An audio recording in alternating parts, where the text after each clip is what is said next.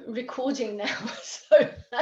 So welcome everyone to our first in the 2021 series of the ILCA Expert Series.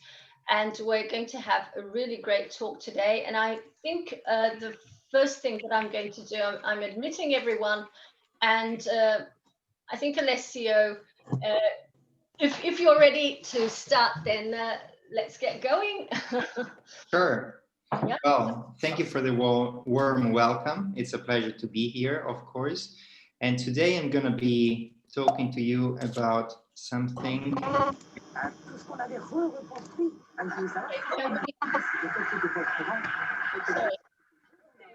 Sorry, I muted you. Okay.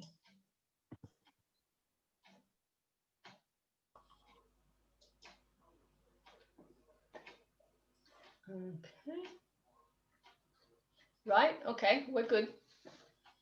All right. Sorry about that. Can everybody hear me again? Yes, of course. Technology is a mystery, even for those of us that work in technology, which is always interesting. So I'm sorry for that. I am going to talk to you about the personality-based framework for language coaching. So that's the topic of the day. So a brief introduction about myself first. My name is Alessio. I'm originally Italian, as you can certainly tell from my accent.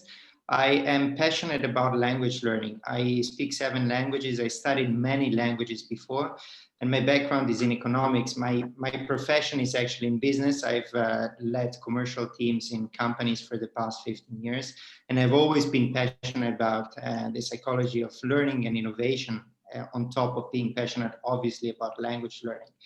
In the last year, I have founded Tuto.ai, and our mission at Tuto.ai is to make language coaching mainstream.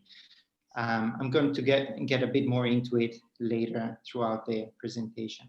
So what's important about, or why am I here actually? What is it? What is the takeaway?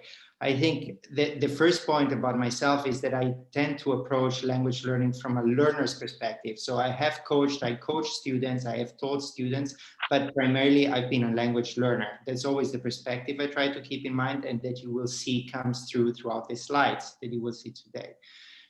The second one is my background in business and management. So you might also be able to see that in the way I approach my own learning and coaching, which is through frameworks and approaches that are more typical of management than of education itself, probably. So, yeah, good. So I have about 20 minutes of time. That's what I will try to stick within. And it's organized, the presentation, in 4 specific steps. So we'll start by looking a little bit from the learner's perspective, what language learning is today in 2021, to then move over to what the struggles are typically to language learners.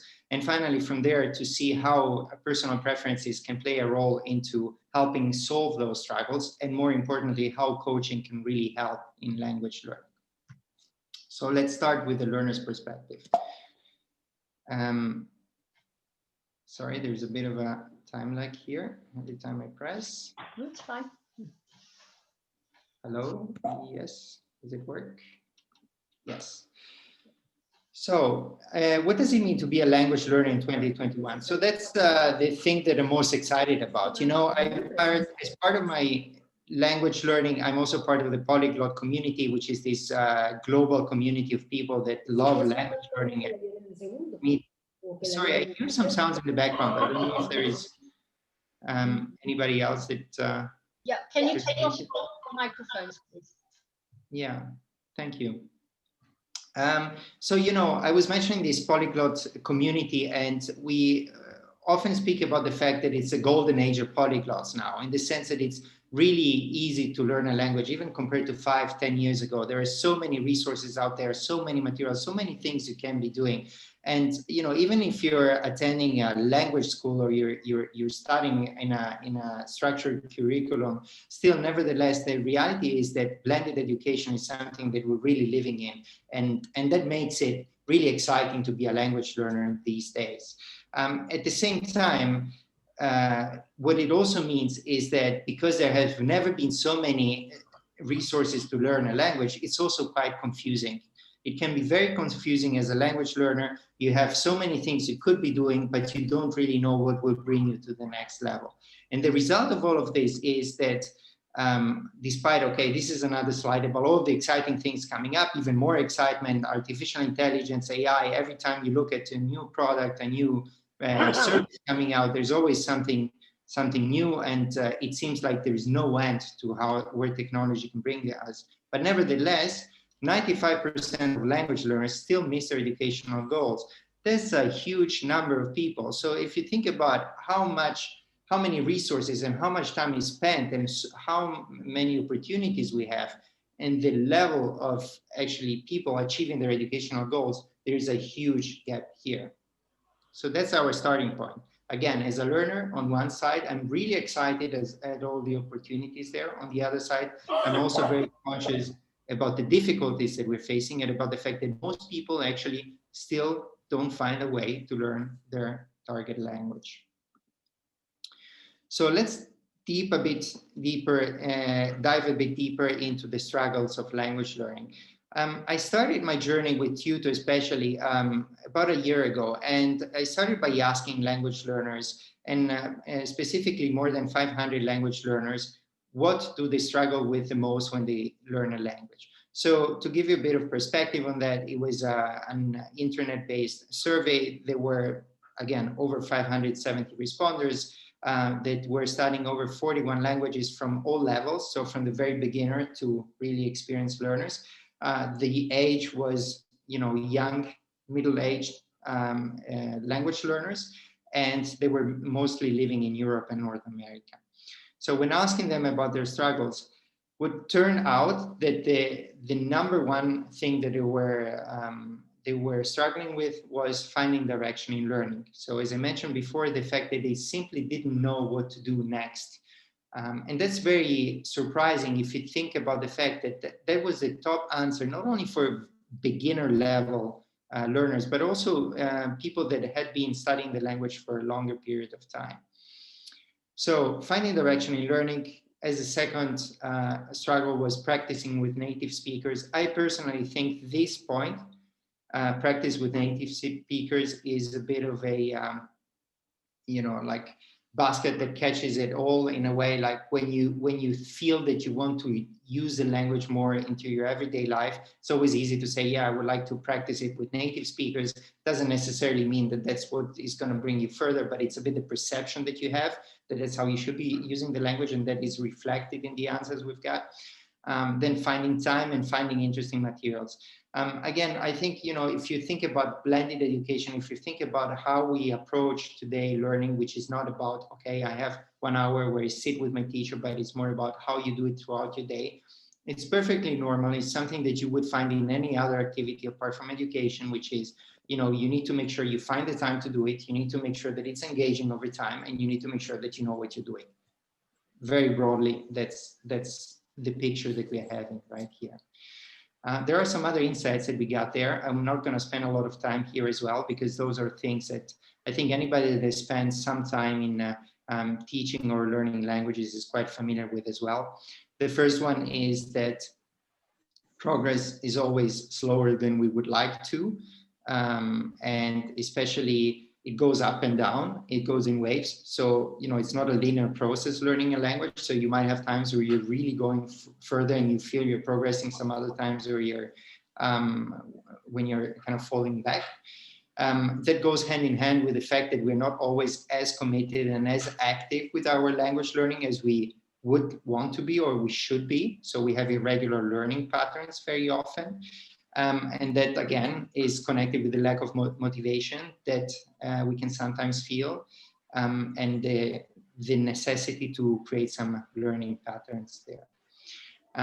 So, again, taking a step back here, when we as educators, as teachers, as coaches, we are in front of our learners, our clients, that's a bit the mindset that we're facing. That's what we have in front of us. Someone that knows that there is a lot out there, that is struggling with very specific aspects, and in particular with finding a way to learn further. So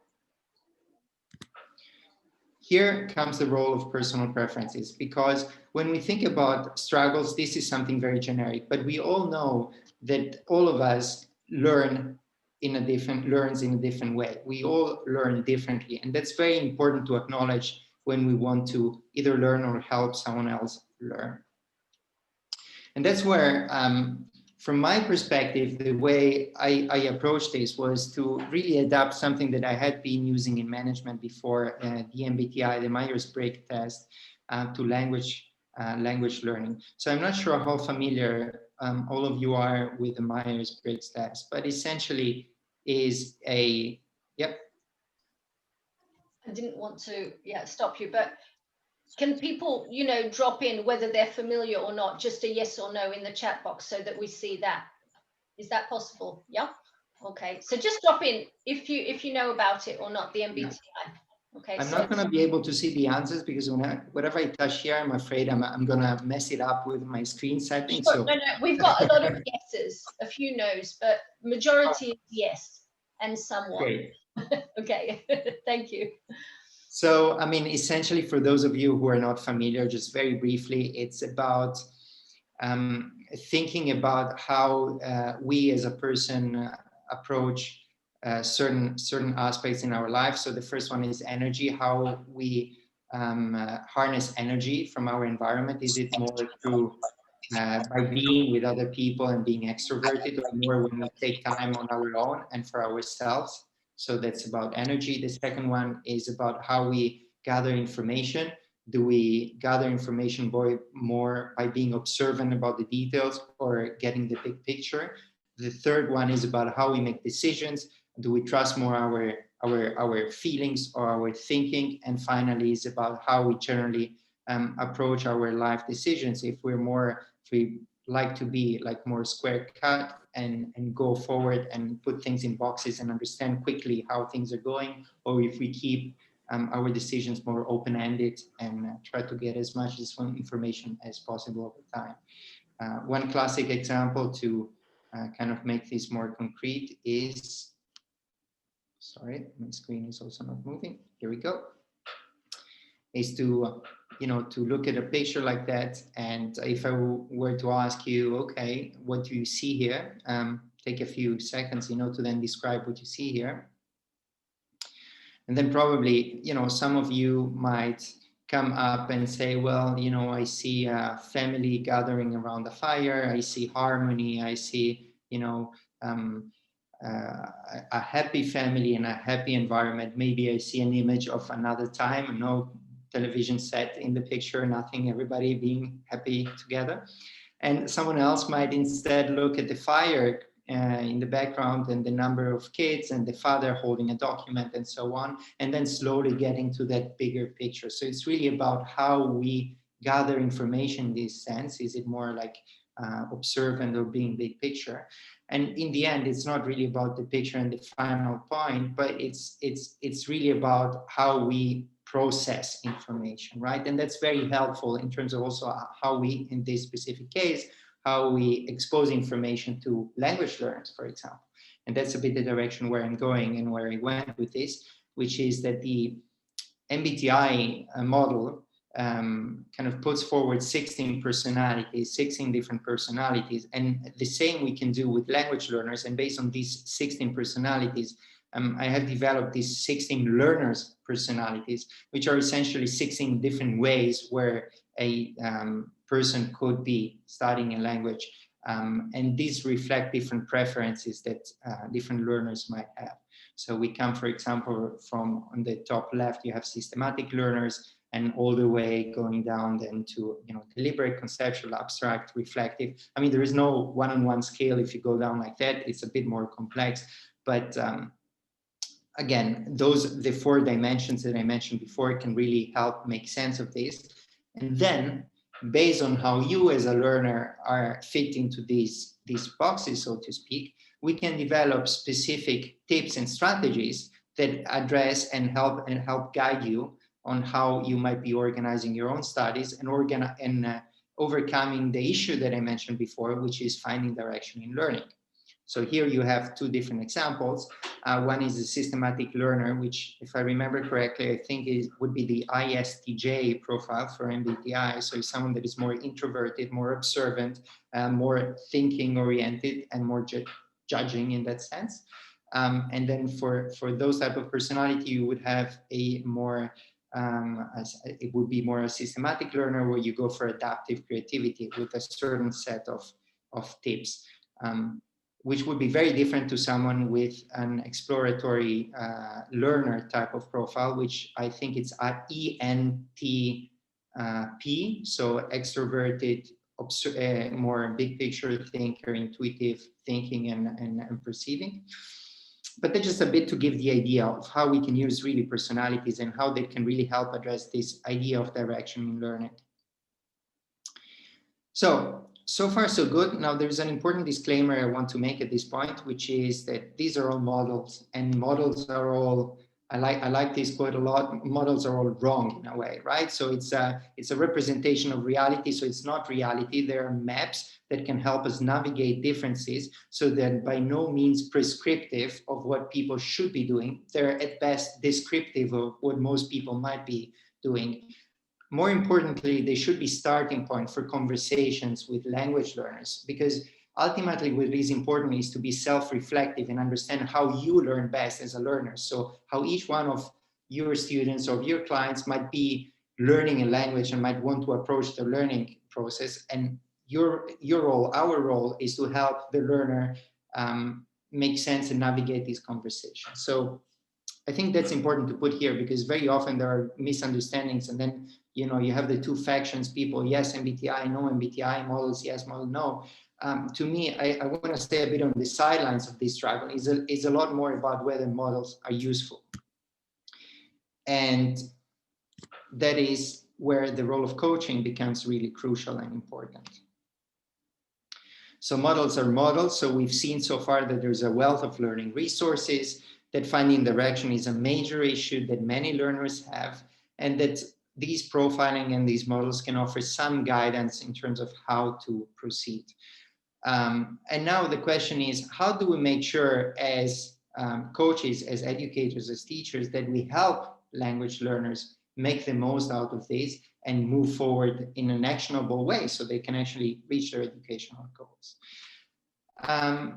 So what we do here, what I developed and we use at Tuto, is essentially a coaching framework that is adapted and loosely based on the GROW framework. So as you see here in this very rough model, you have 4 areas. The first one is actionable goals. Then you have engaging activities, tailored resources, and empowering habits. So the way we use it, and has proven to be quite useful in my experience, is to essentially, once a language learner understands what their personal preferences are, to then narrow it down into these 4 areas. And so by, first of all, looking at what could be goals that are smart, essentially, that are specific, measurable, actionable, realistic and timely enough, something that is not, I want to become fluent in German at some point in the future, but really in the next 30 days, I would like to be able to do A, B, and C. And I want to do it because I have this time available. And from my side as a coach, I can tell you, yes, okay, it's realistic that in 10 hours, you're going to be able to have a conversation about the topic because of your level, or it's not realistic, you should narrow it down more. So that's the type of conversation we start on the topic of goals, for example. Once you set goals, we go on activities. What are engaging activities? So things that you're really passionate about as a learner that you want to do, that it's not just about you do it because you told yourself sometimes in the past weeks that you wanted to do it, but yet you're actually motivated and committed to doing it because it relates to the bigger picture of the real motivation why you're learning the language. What are the things that you really like doing that you don't like doing? You might like to listen to materials, to listen to music. So we might want to find activities more in that direction. or you might really like structure, you might like grammar. Interestingly enough, there are quite a few people that love grammar, while many others really hate it. So, it's very important to put it into the picture as well and have a conversation about this topic, to come up with a list of activities that the learner can be doing, to then connect it with the resources that are most adept to help the learner going forward. And that to me is another fascinating topic, because most people, because of the wealth of resources that we talked about in the beginning, they started their conversation and their plans by thinking about resources. What is it that I could be doing? What book should I be using? What course should I be going to? What app? I'm studying with Duolingo. How often do you hear that? Like, I'm studying a language with Duolingo. It might be great that you're doing things on Duolingo or something else, but it has to fit in a bigger picture. And that's where, in this part of the plan, where it fits in. And finally, the empowering habits. So making sure that all of this gets done in a regular way over time. One thing that I personally struggle with the most, I mentioned in the beginning, I was fortunate enough in my life to have the time and the opportunity to study many languages, and it doesn't become less challenging over time to actually keep them active and incorporate them into your daily life, so you keep practicing and you keep them alive. And that's something that you have to start doing very early on by incorporating them into your routines, into how you live your life. And that's where this part of the conversation becomes really important. So long story short, getting the perspectives, getting a framework, could be this, it could be any, but merging them together to make sure that it's not only a high level understanding of who you are as a learner, but you also have some actionable insights on what you can do to really reach your goals. This is very fine-grained here. It's an example of how such a plan could look like once it's filled in. This is a PDF format which is available on our website. You can download it at any time and fill it in. It's the most user-friendly form. This is something we're working on to build it into technology so that people, learners, and coaches can use it more easily. But nevertheless, it's an example of what such a plan could look like.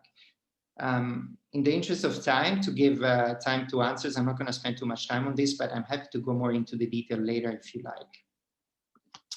So just to recap it all, language learning is a journey. So a good map, a map like this one, can help. My experience and my advice here, my perspective is that it's always helpful to start by understanding the personal preferences of the learner. And from there, again, sharing a map of the territory, sharing something that can be perceived by the learner as well as something that they can follow and they can track where they're going. And based on that, then activate feedback loops. That's a crucial part of the coach, right? You want to have clarity enough in the conversation that you can have effective feedback loops on specific topics that are not just about how you're doing, how you're learning, like they need to be specific in order to be useful for the learner and for the process.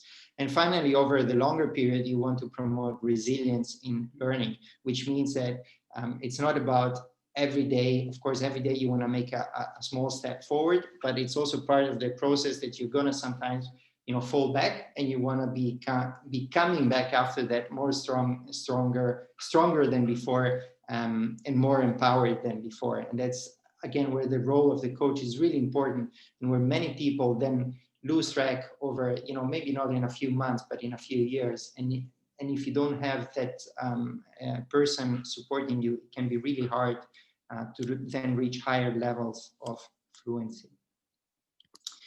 That's pretty much what I wanted to talk to you about today. Now, everything that you've seen in this presentation, in some form or another, is what we're working towards on our Tuto product and our Tuto website. The exciting thing is that we have a partnership that we started with ILCA as well, the ILCA Hub, so to allow language coaches to actually find new clients and service their existing clients through the Tuto platform.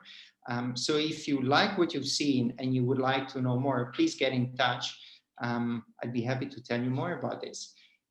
And with this in mind, I'd open up the floor for questions or comments. Thank you so much.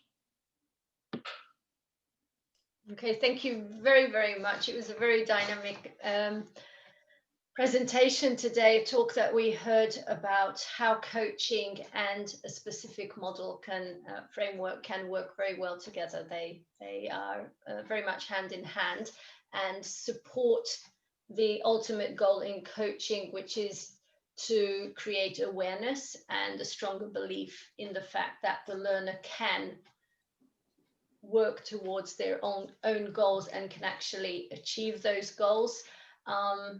If of course they've identified those goals. So these are kind of the steps there. I'd like to ask you to have any questions that you've got in the chat box, okay, relating to MBTI, you know, the validity or, you know, just curiosity about it. And also anything about coaching that you feel that you'd like to ask Alessio, so you know how he got involved or anything. I don't know. I think that's where I accidentally muted you, so we don't really know too much of your background.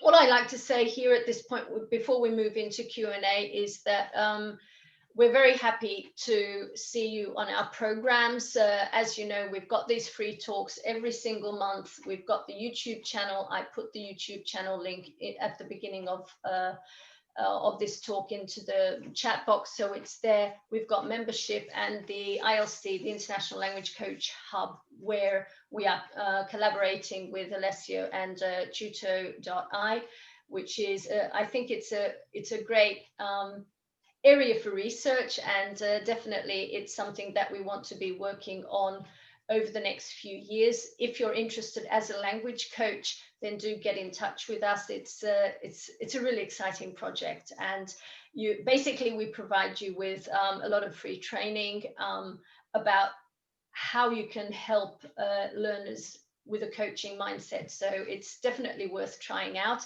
And we've got our field program running from the end of February through to the end of May. So that's also something that you might want to look at. And then over to the questions here. Okay, one or two things here, one or two thank yous. So thank you everyone for being here. Let's see, how many languages are you fluent in?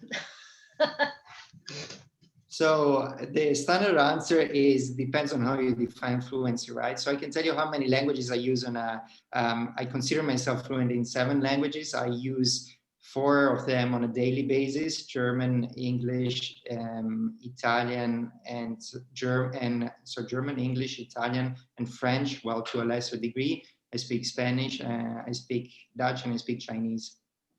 Ah, very impressive, definitely. So we've got the live proof for, you know, do what you talk about. Absolutely. Okay, next question is, how would coaches would coaches be willing to pay a cut to Tuto for using its platform? I'm not quite sure, Ramona, if you want to turn on your mic, what you mean by that. Yeah. Hello. I'm going to turn my camera on as well. Hello, everybody. Yeah, I was wondering if the platform is giving to coaches some kind of value for getting customers or whatever, or the methodology itself. Then perhaps Tuto has to make money in some way. So I was wondering that kind of question. Yeah.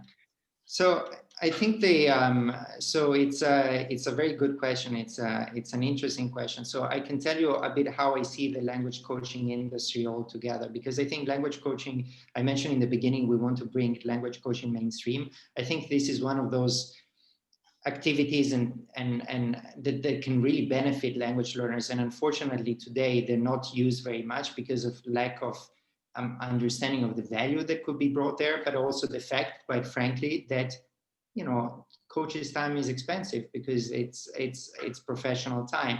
And so not everybody is or will be willing to pay for a coach to have a one-on-one session. And so the way I see it is that our role in the ecosystem is to build a platform that allows language learning and language coaching to become more accessible to all language learners.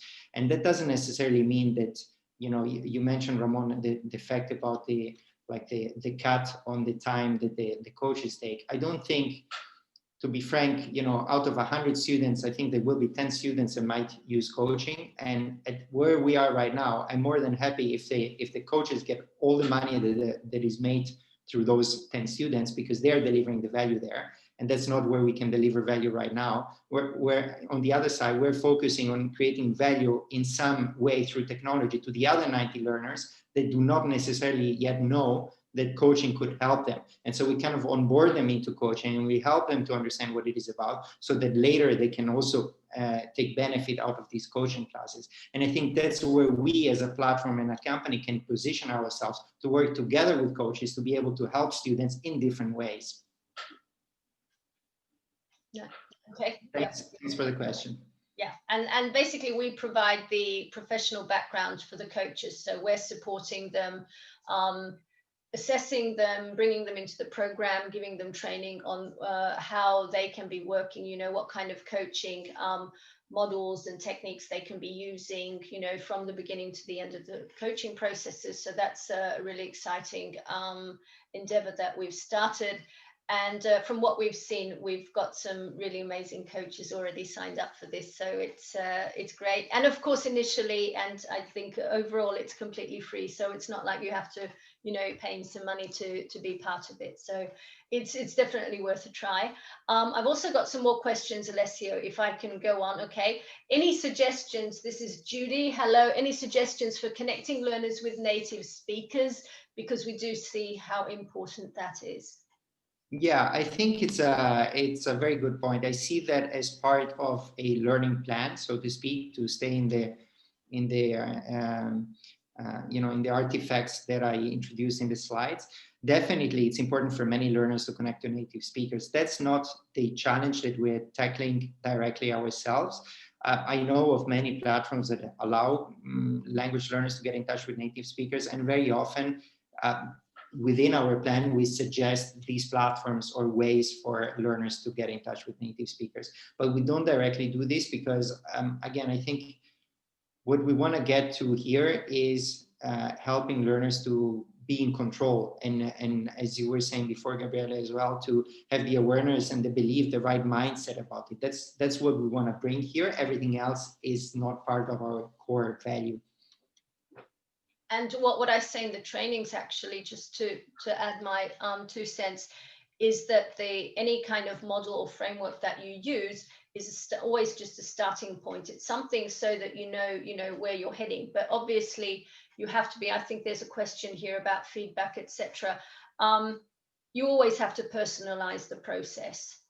And it's just something that has to be done in coaching. If that is not done, then it's not coaching. Then it's, I don't know, training or counseling, or I don't know what it would be called, but definitely not coaching. So if you're not in alignment with the client, if you're with the learner, if you're not doing what they actually need, then that's definitely something very far away from what we define as coaching, as language coaching.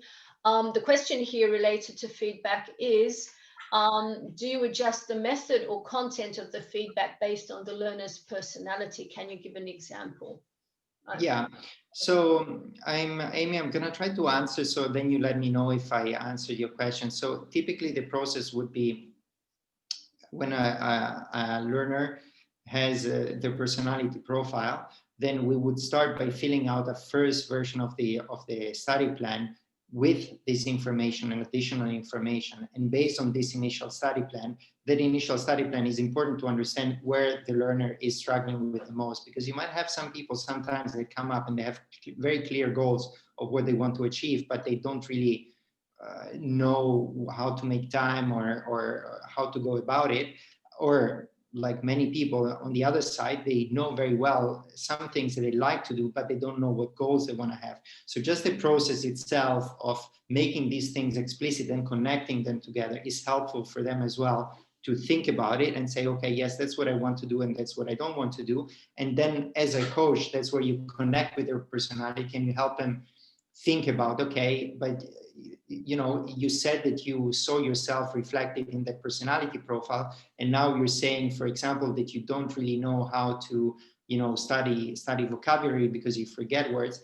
Have you thought, for example, about looking at content that you like and picking words from videos that you like because you're more of an imaginative learner like that, rather than going with an app or a book and studying words one by one? So you try to connect the pieces together for them. And that's the first part. And based on this first plan, then you give them a list of activities.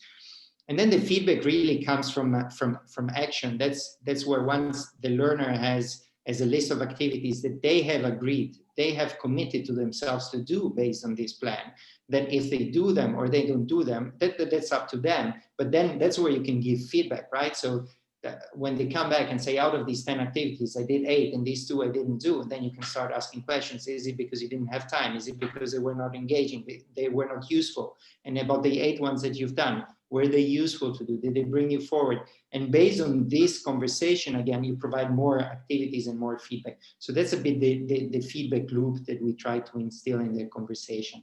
I'm not sure if I answered your question though. Yeah, Amy, was that clear? Yes, thank you. Yeah, that answers my question.